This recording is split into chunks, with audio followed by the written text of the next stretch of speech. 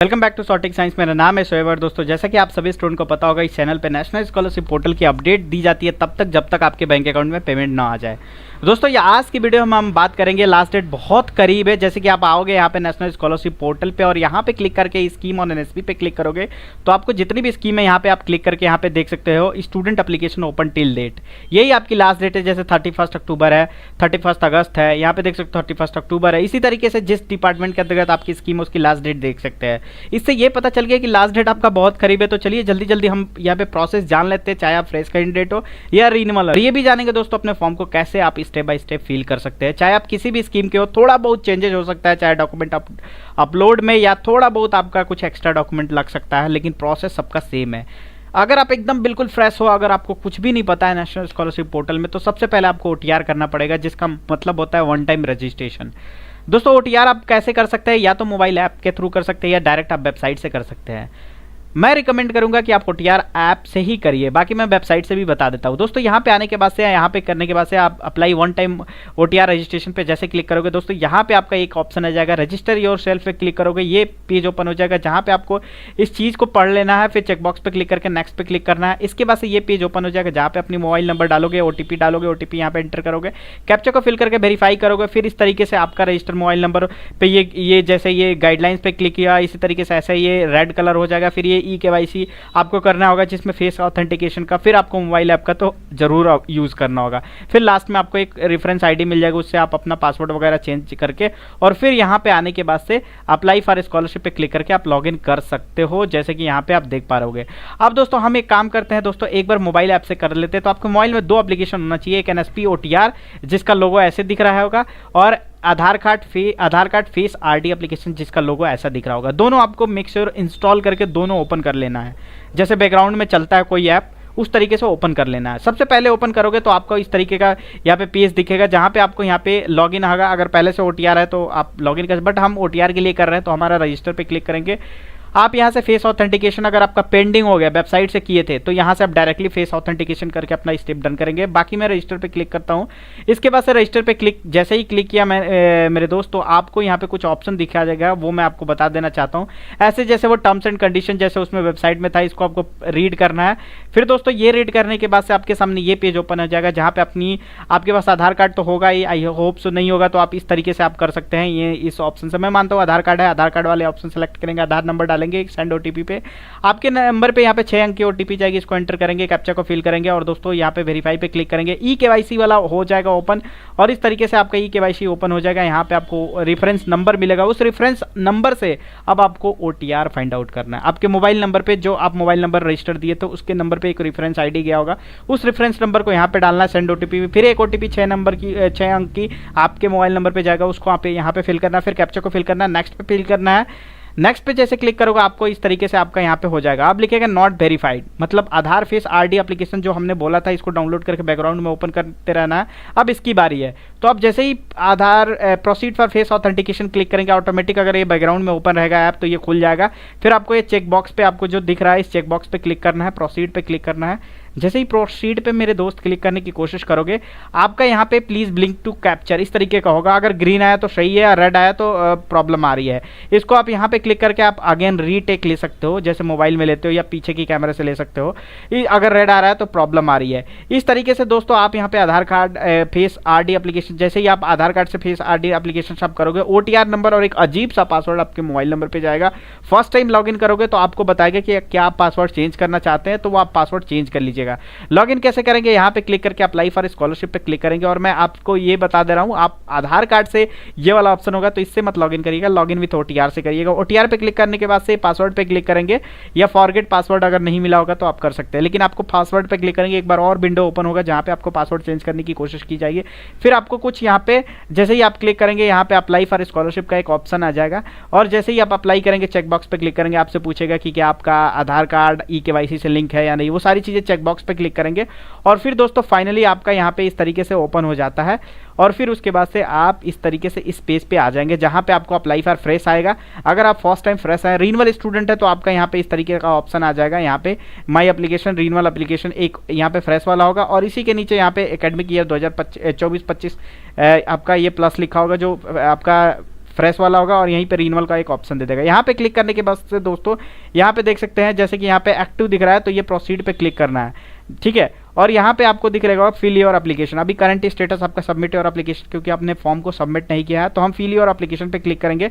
ये हमारी सारी डिटेल्स यहाँ पे ओपन हो जाएगी, क्योंकि ये डिटेल्स हमारी पिछले साल की है। अगर आप रिन्यूअल कैंडिडेट है तो आपको बस 2-3 स्टेप करना है, आपको जनरल इन्फॉर्मेशन फिल करना है, आपको स्कीम अवेलेबल और आपको मतलब 2-3 आपको डॉक्यूमेंट अपलोड करके फाइनल सबमिट कर देना है। लेकिन जो स्टूडेंट फ्रेश स्टूडेंट है उनको जनरल इन्फॉर्मेशन, फिर एकेडमिक डिटेल्स फिल करनी है, फिर एप्लीकेशन में कोई स्पेसिफिक डिटेल्स है उसके बेसिस पे आपको अलग से स्कीम दिखाई दीजिएगी, फिर आपकी जो स्कीम अवेलेबल है वो चूज करना है, फिर स्कीम की स्पेसिफिक डिटेल्स, मान लीजिए कोई उसमें डिसेबिलिटीज है या कुछ भी है वो आपको चूज करना है, फिर आपके डॉक्यूमेंट्स को एक रिक्वायर्ड केबी के अंतर्गत अपलोड करना, फिर अंडरटेकिंग को साइन करना, चेक बॉक्स पे क्लिक करके फाइनल सबमिट करना है।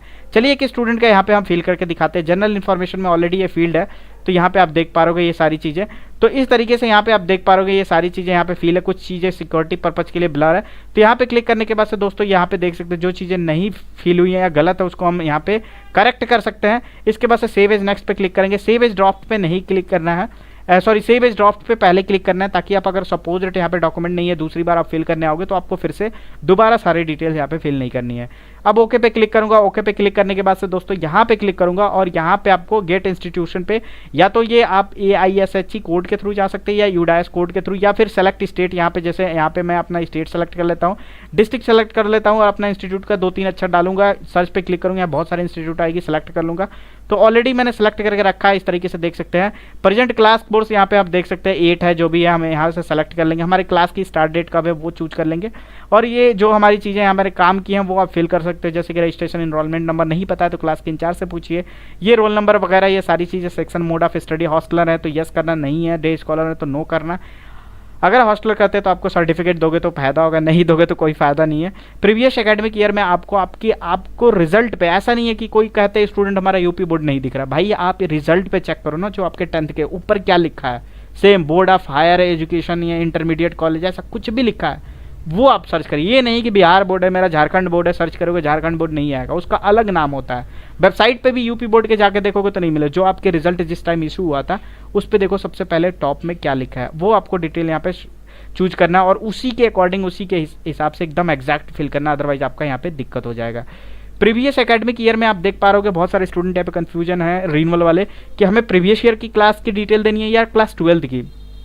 तो अगर आप प्रीवियस ईयर डिटेल्स में आपका ऑलरेडी फील्ड होगा, अगर आप रिन्यूअल कैंडिडेट है, फ्रेश स्टूडेंट है तो आपको 12th की डिटेल्स देनी है क्योंकि ग्रेजुएशन में आप फर्स्ट टाइम जा रहे हो, या फिर अगर 12th के स्टूडेंट हो तो 11 की देनी है, ठीक है। इंटरमीडिएट यहाँ पे नहीं पूछेगा, NMS अगर स्टार्टिंग में आपने सेलेक्ट कर लिया होगा, मतलब वो प्री मैट्रिक के लिए आपने अगर रजिस्ट्रेशन के टाइम सेलेक्ट किया होगा, जो मैंने नहीं बताया 2-3 स्टेप करना होता है, तो pre matric post matric, pre matric मतलब 9 से लेकर 10 तक के स्टूडेंट, 11-12 जो होता है वो पोस्ट मैट्रिक या उसके बाद के जो भी पोस्ट मैट्रिक है। तो अगर प्री मैट्रिक चूज करोगे तो इंटरमीडिएट वाला ये ऑप्शन नहीं आएगा, अगर प्री पोस्ट मैट्रिक तो आपको भरना ही पड़ेगा, अदरवाइज आगे नहीं बढ़ सकते हो।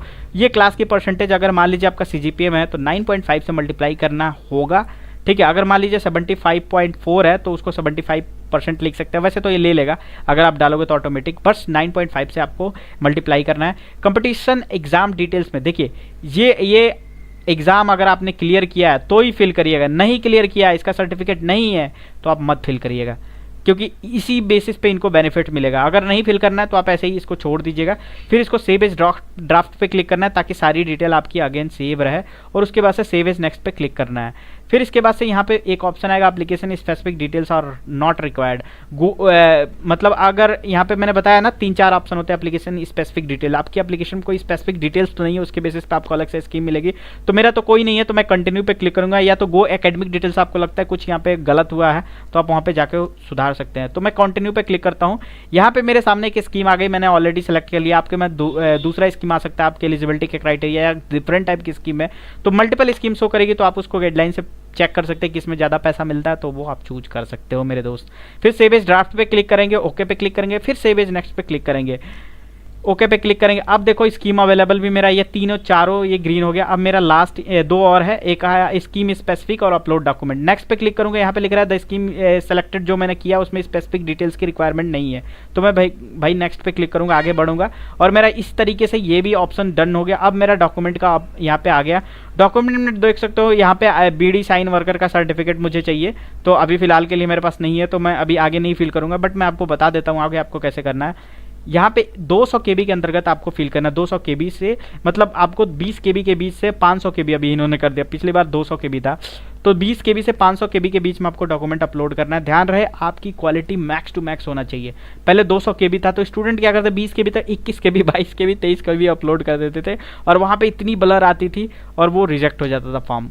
इसलिए मैं कह रहा हूँ 400 केबी या 450 490 केबी तक का अपलोड करिएगा, फुल एचडी क्वालिटी। भाई तू देख, जो भी आपका नोडल ऑफिसर है भाई देख के वेरीफाई करो तो वो खुद ही दिख जाएगा। तो सोचो कि जिनका स्ट्रक्चर्ड वे में रहता है वो फॉर्म जल्दी जल्दी आगे बढ़े, जिसका नहीं दिखता है वो पीछे कर देते हैं दूसरे स्टूडेंट, क्योंकि उनके पास भी काम होता है, आपकी स्टेटस को ध्यान से देखेंगे थोड़ी ना।